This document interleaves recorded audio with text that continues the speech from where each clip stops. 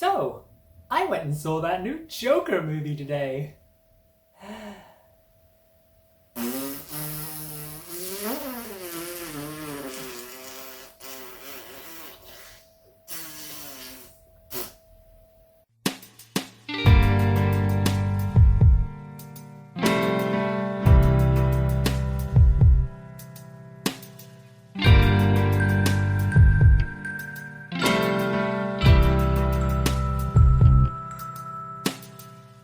The clown movie bad. So, first of all, I went and saw the Joker movie this morning, and I wanted to do a rant video. Oh, I'm gonna do a rant video, so I should go get my Rant soda hat. Hey YouTube, it's me, the Rant soda guy with the glasses who... I'm gonna level with you right now. I've never actually seen a Nostalgia Critic video. I just know he has that dumb hat and the bad shouty man.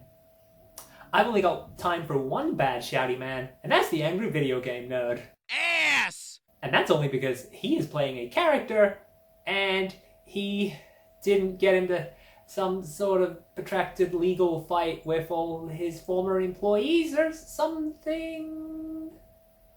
Look, that's besides the point. I went and saw the Joker movie today, and I had thoughts, and I wanted to make a video about them, and I did not write a script like I normally would. Normally I would do a script, but that would involve thinking about the movie a lot longer than I really want to, so I'm just gonna have a rambly rant and see how it goes. Also, normally my wife helps me film these, and she is not here today. She is at school, so I'm just sort of letting this run and rambling into the camera, and maybe I can hopefully edit something not garbage together later in post. Also, I have been doing some introductory voice training, and I need to practice my voice more, so I guess I'm going to be doing that today, at least until my voice gives out and I have to drop back to my horrible baseline voice. So, The Joker. Joker is a 2014 movie written and directed by Todd Phillips, the guy who did the Hangover movies. Movies that I am... I made love to a man with movies. not a fan of them. So, I thought I would start with the highlights. The acting man does a good acting. Joaquin Phoenix? Joaquin Phoenix? Joker Phoenix, he do a good acting. He definitely had emotions, and I believed that he was having those emotions and doing his dances, and I don't know, I guess he lost a lot of weight to be a Joker. That's good, I guess. Also, it looked good, I guess. You know, I'm no movie expert, but it was fine to look at. It wasn't badly shot. Good cinematography, I guess. The main actor was good, and it was competently shot. So everything else in the movie was a big old toilet. It was a toilet movie. So this movie's about a guy called Arthur something. I forgot. It's very forgettable. I don't care. Who cares? He's the guy. He's Joker.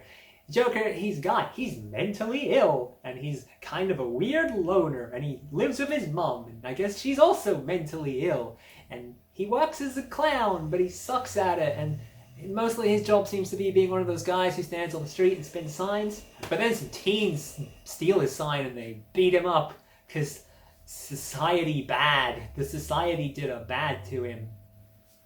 Before I saw this movie, the general meme review of the movie was, "We live in a society." And I thought that was a very unnecessarily harsh criticism from a lot of people who definitely have not seen the movie and are just judging it by trailers. And I wanted to go in being optimistic, like, you know what, let's give this movie a chance. Maybe it does have something worthwhile to say about society. No, it doesn't. The movie really is just, we live in a society. The movie. So, he's a mentally ill loner, and society's generally mean to him. There's this woman that lives down the hallway from him, and I guess he likes her. He kind of he goes on some dates with her, and you're like, literally, why would she be going on these dates with him? He's just a fucking weirdo who lives down the hall. And then it turns out he was imagining the whole thing. So the man is mentally ill, and he goes to therapy, and the therapist, she doesn't listen to him. You don't listen, do you? She just asks him, how's your week? Have you had negative thoughts? And he's like, all I have are negative thoughts. All I have are negative thoughts. I guess that's my Joaquin Phoenix impression. I don't really remember what he sounded like. He didn't leave a lot of impression. He did a good laugh, I guess, because in this movie, the Joker has, I guess, like, Tourette's. I'm not an expert, but, you know, sometimes he just laughs involuntarily, regardless of the situation. And he has little, like, health cards that he hands out to people to explain what's going on. So, I mean, I guess it's Tourette's, but just for laughing?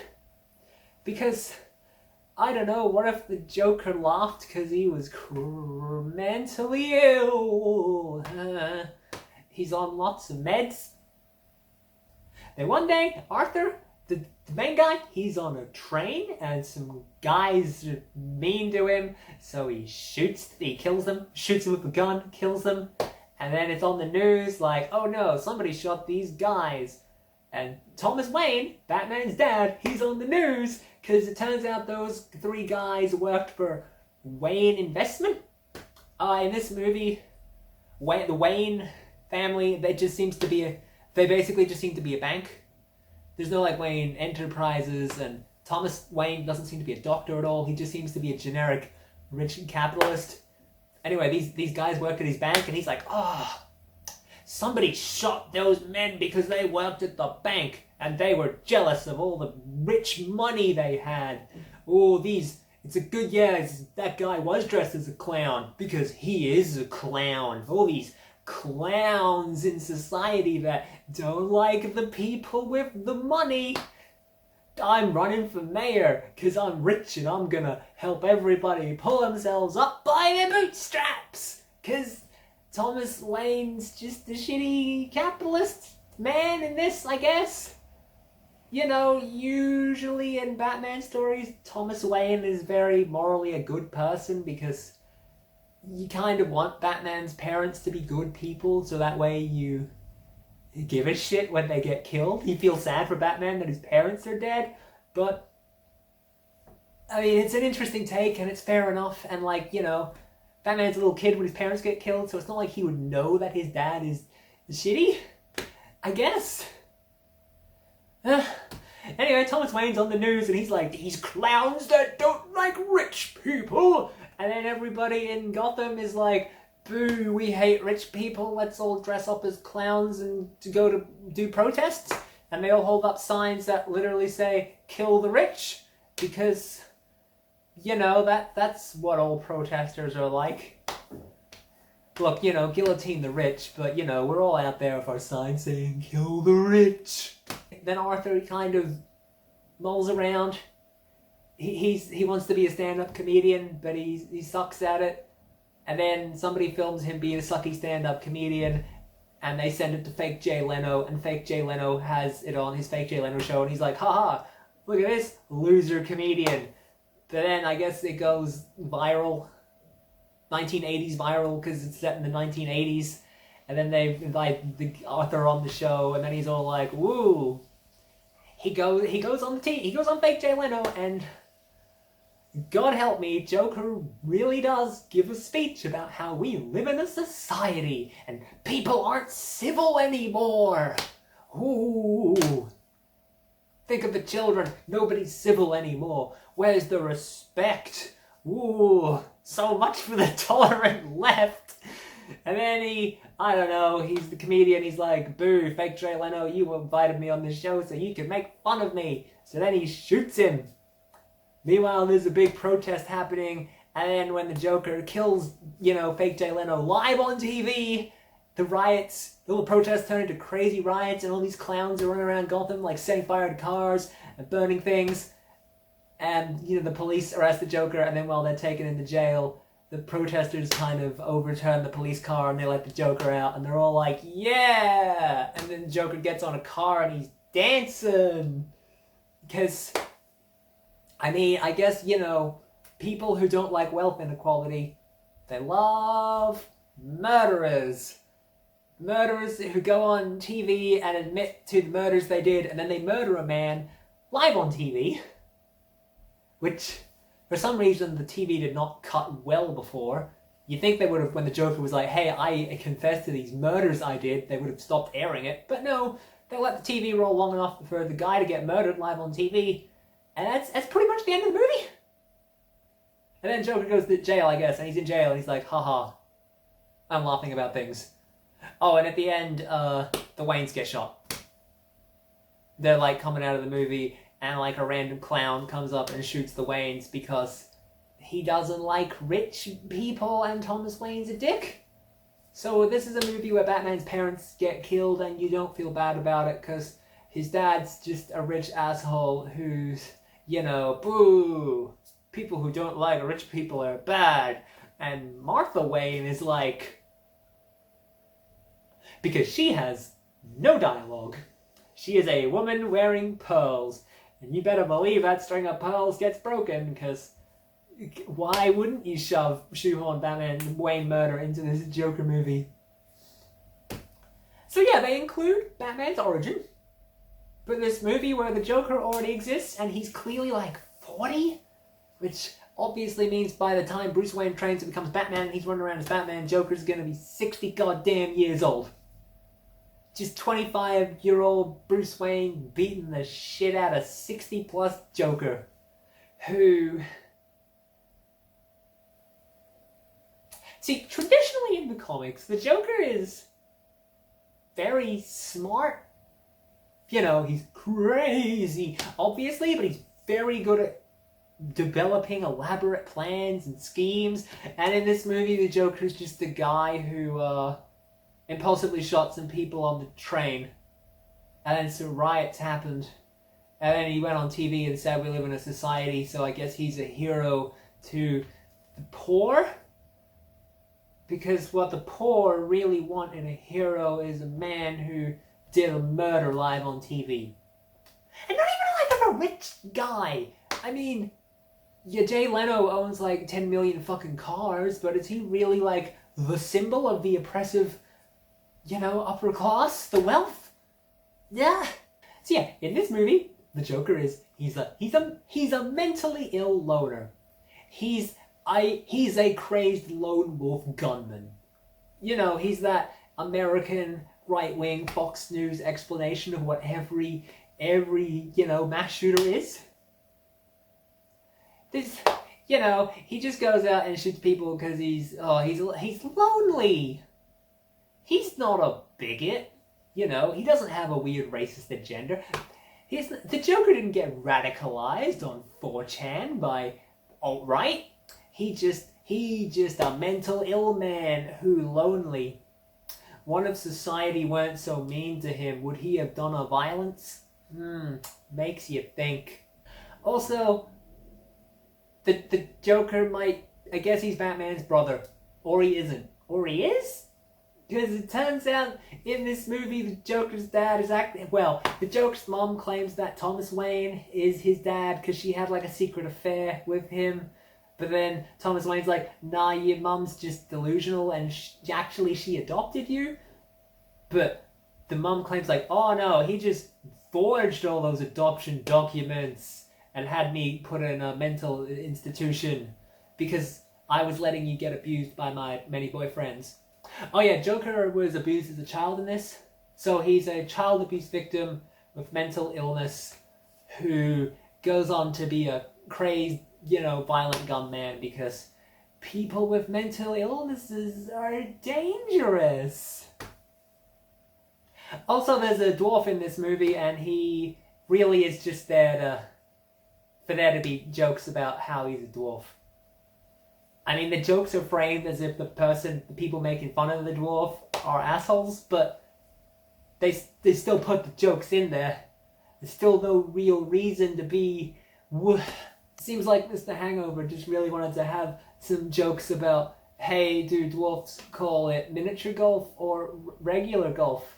You know, because a little ha-ha. Good joke. Everybody laugh. So yeah, going into this, I was optimistic. This was very different to the superhero movies we've been getting lately, and I was like, maybe, you know, there's room for different kinds of superhero movies.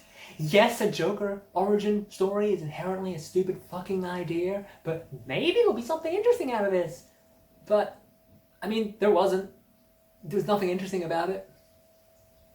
So I say a Joker origin story is inherently a stupid idea, and that's what they are.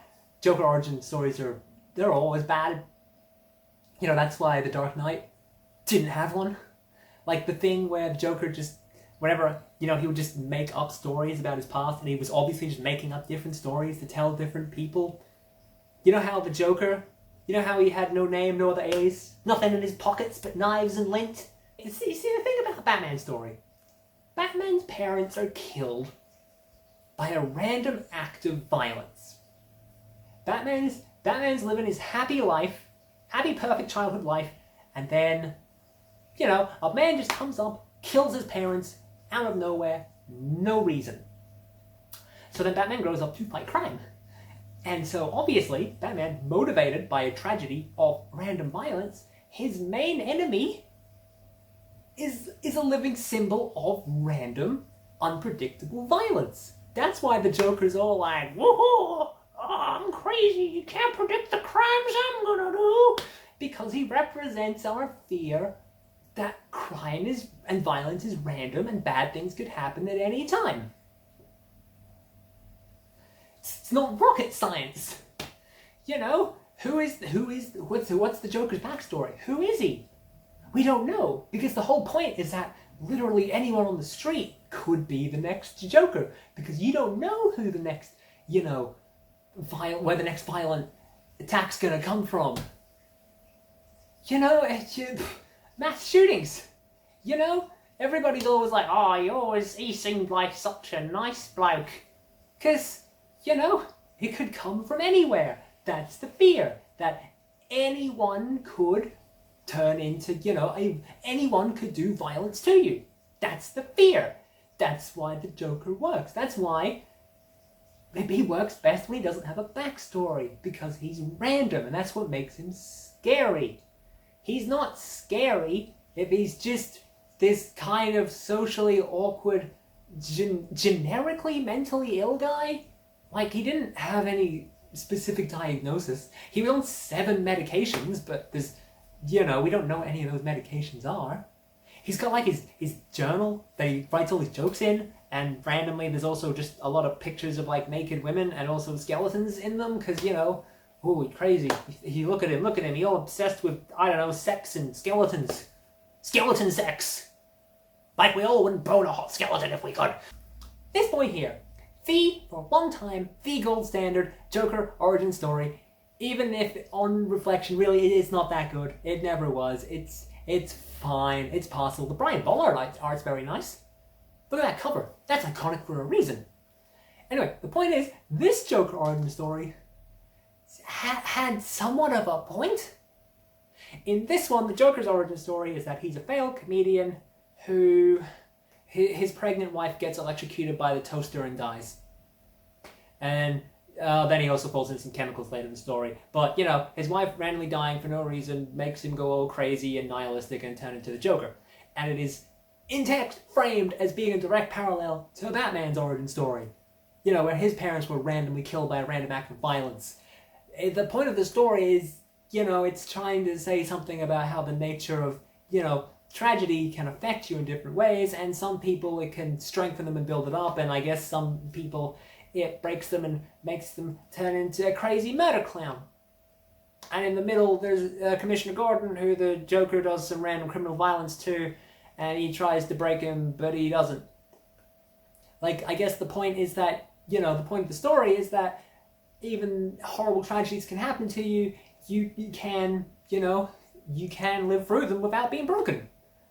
You can believe in order and society. You know, like Gordon does in the story. This is the story where the Joker shoots Gordon's daughter, and he's all like, no, I still want to bring Joker in by the book, because, you know, a horrible tragedy's happened to Gordon, but he's still capable of believing in a higher order and justice.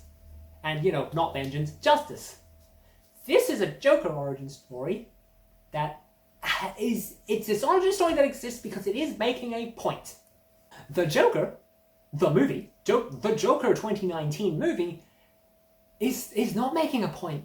The point of the movie is that, God help me, we live in a society. And hey, a lot of people are mad about rich people right now. That's the thing. People are just kind of mad generally. Why are they mad? Oh, we don't need to look into it. We don't need to really look into wealth equality. We can just have Thomas Wayne, and he's rich, and people don't like him because he's rich.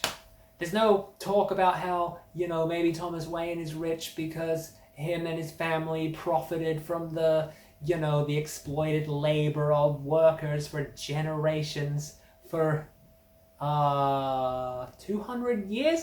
I'm not super up on American history. Since colonial times. Since, like, belt buckles on their hats times.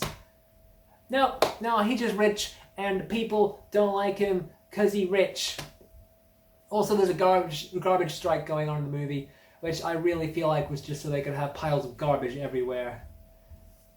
I mean, there's not even any focus on, you know, hey, are these garbage strikers working because they've got unfair working conditions? Could that labor strike maybe be, you know, part of a larger... Oh my God, the garbage strike could have been so easily part of a larger, you know, ongoing narrative in the movie about how, you know, capitalism, it treats people unfairly, and, you know, people rise up to... But this movie sucked. It sucked, and not even in a interesting way. This isn't, you know, it's not The Room where it's, you know, you get to have fun watching it. This is... A lot of people are comparing this movie to Fight Club, which I don't think is fair, because Fight Club's actually a good movie. Fight Club is good, actually. It just has a really shitty fan base. Fight Club is a lot like Homestuck, in that they are both good, actually, but they just have really annoying fan bases that just put everybody off. I just realized that my camera ran out of memory while I was filming this video, so I have to re-record the end of the rambling video again. I don't 100% remember what I was saying, so let's give it a shot. Let's see what we can make. People like to compare this movie to Fight Club, but Fight Club was actually making some point, you know, attempted point at condemning the, you know, the violent masculinity in the film. It did the point pretty ham-handedly right at the end of the film, and I think a lot of people missed it because of, you know, how cool all the fights were. It was basically that, wow, cool robot comic, but wow, cool fight punch-ups. But, you know, it made the attempt. This movie isn't like Fight Club. What this movie is like, it's Falling Down.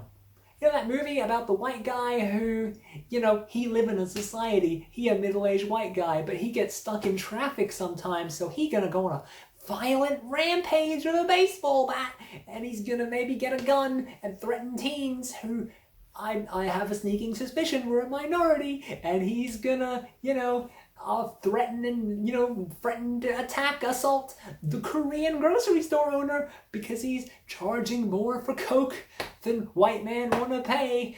This is that movie.